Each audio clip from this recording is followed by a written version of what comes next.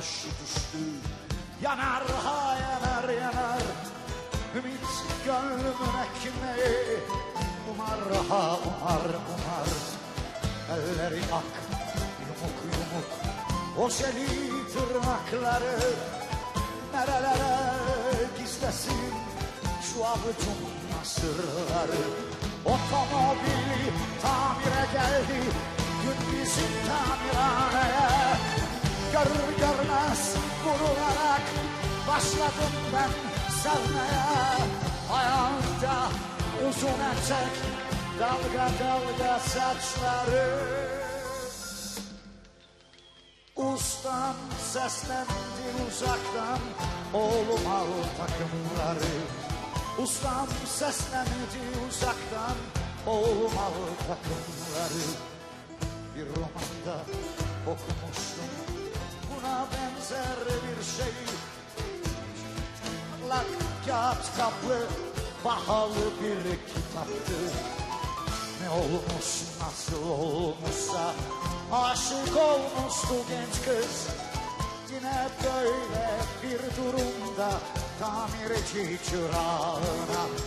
Ustama dedim ki bugün giymeyim tulumları. Arkası kuslu aynamda taradım saçlarımı. Gelecekti bugün geri arabayı almaya.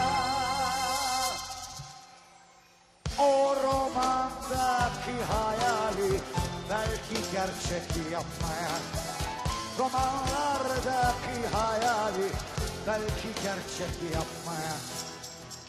Durdu zaman, durdu dünya, girdi içeri kapıdan.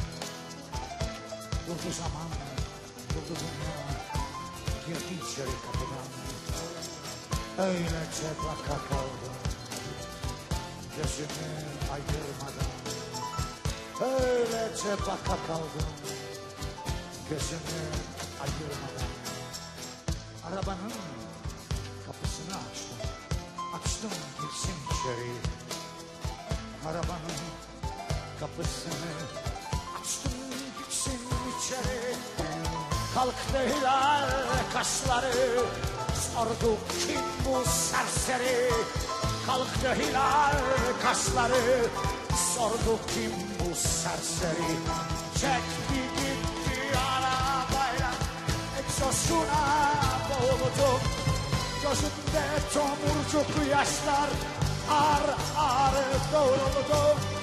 Ustam geldi sırtıma vurdu, unut dedi romanları. İşçisin sen işçi kal, giy dedi tulumları. İşçisin sen işçi kal, giy dedi tulumları. İşçisin sen işçi kal, işçisin sen işçi kal. İşçisin sen işçi kal, işçisin sen işçi kal. İşçisin sen işçi kal, işçisin sen işçi kal.